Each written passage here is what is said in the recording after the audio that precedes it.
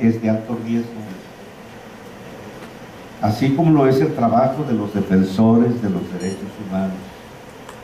De ahí que haya un paralelismo entre quienes defienden los derechos y las libertades de la persona humana con aquellos obreros de la palabra que trabajan con dignidad y pundonor en una bella y espléndida función, la de la comunicación, que se entregan con valor al ejercicio de la más grande de las libertades, la de expresión y opinión, y que como los grandes iniciados de esta hermosa carrera están dispuestos a defenderla con la espada flamígera de sus ideas, la de su pensamiento y su palabra.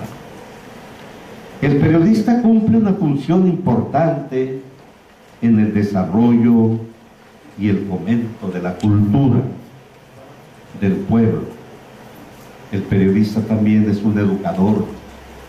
Fíjense ustedes, es un educador, puesto que entendemos que informar es formar y que la buena información educa, y en consecuencia debemos ver en el periodista a un educador social. Desde esta perspectiva, el trabajador de la comunicación es un servidor público y como tal debe ser reconocido.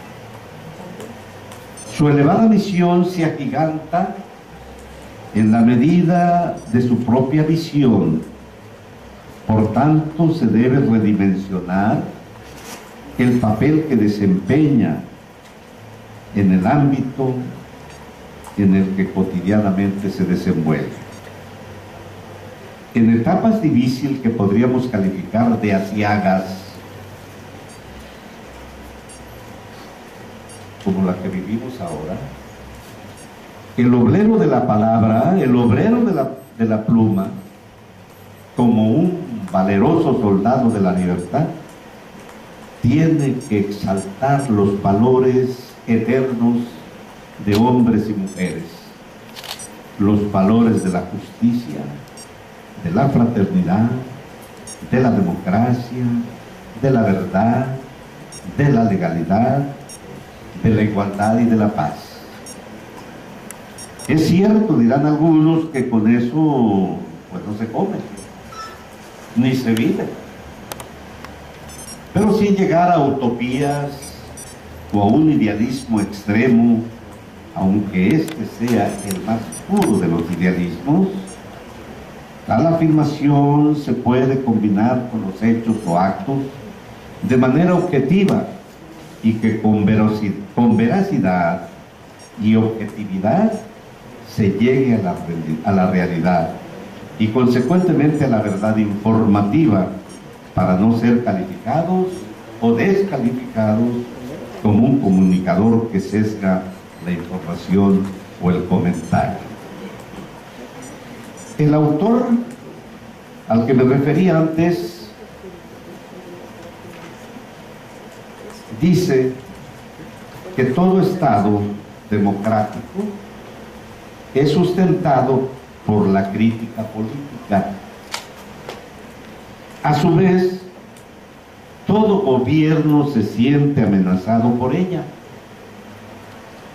Y bajo este conflicto subyace una de las tensiones fundamentales de la vida política, que traza el límite tras el cual comienza el autoritarismo.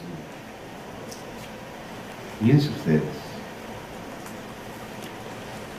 Contra este autoritarismo, muchas veces el periodista se ve enfrentado.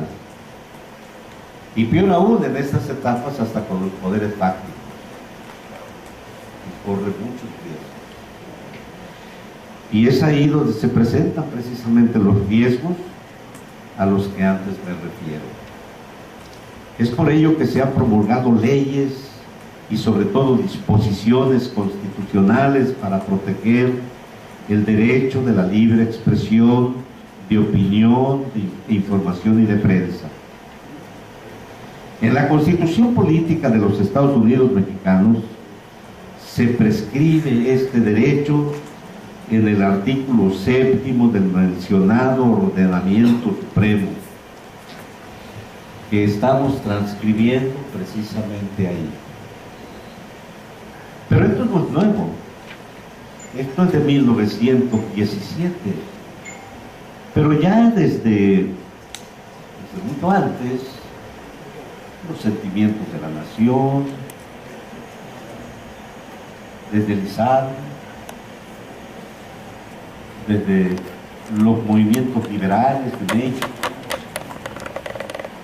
la guerra de reforma,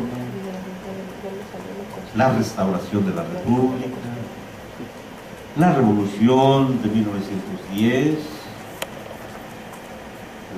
la prensa ha sido combativa y combatida, y se han buscado desde entonces principios que defiendan la actividad del periodista. Y todo esto culmina con la Constitución de 1917, que para buena ventura nuestra, esta Constitución se le adelantó a Weimar, que fue una Constitución revolucionaria, y a la de Rusia, de 1919. Esta del 17 ya incorporó en sus principios mandamientos de carácter social. Y yo diría que el artículo 7º no es una garantía individual. Para mí es un derecho social, porque es derecho a la opinión, derecho a la información, en correlación con el 6º constitucional, y derecho a la libre expresión y a la libertad de prensa. Y como ustedes están viendo aquí, también el artículo 9 a la libertad de manifestación y de asociación, que es el derecho que ustedes están ejerciendo.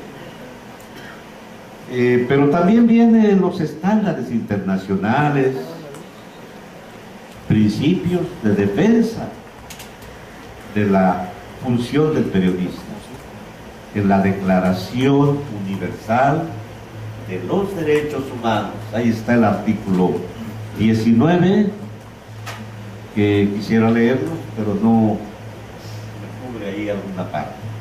Pero ustedes pueden verlo desde donde se encuentran, cuál es el principio relacionado con el derecho a la libertad de expresión y el derecho a la prensa como consecuencia.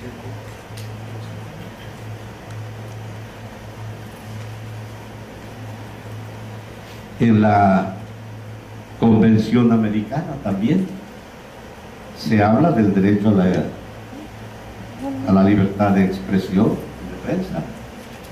Y hay algo muy importante que en la Convención Americana se protege la fuente informativa. Ustedes saben que hay antecedentes de que si ocurre un hecho y ustedes lo informan, las autoridades de la Procuraduría citan al periodista para que manifieste cómo supo esa información. Eso, de acuerdo con la Convención Americana, es indebido. La Convención Interamericana es indebido, y aquí debe estar también ese principio de la libertad de pensamiento y expresión, de acuerdo con la Convención Americana sobre Derechos Humanos o Pacto de San José de 1969. Hay muchos preceptos, muchas disposiciones que yo creo que a veces el periodista no conoce en su real dimensión, y que no los invoca en un momento dado. Inclusive nosotros expedimos una cartilla del periodista, que la vamos a actualizar, o la estamos actualizando, porque ya hay nuevas disposiciones, en donde damos a conocer cuáles son los pasos a seguir para la defensa legal de los periodistas. en un momento difícil que se pueden encontrar. Esa es la carátula o la portada de la cartilla de protección a periodistas en medios y medios de comunicación. Y vienen algunos principios dentro de esa cartilla, vienen también las direcciones de las coordinaciones regionales, donde están ubicadas: en Costa Chica, Montaña, Norte, Costa Grande, Acapulco y Tierra Caliente. Ahí ustedes pueden ocurrir inmediatamente cuando haya un riesgo real que les afecte en sus intereses tutelados por la Constitución General de la República. Eso es muy importante, tener ese pues qué diríamos, ese catecismo, esa cartilla, para el efecto de que puedan ustedes defenderse legalmente ante los tribunales.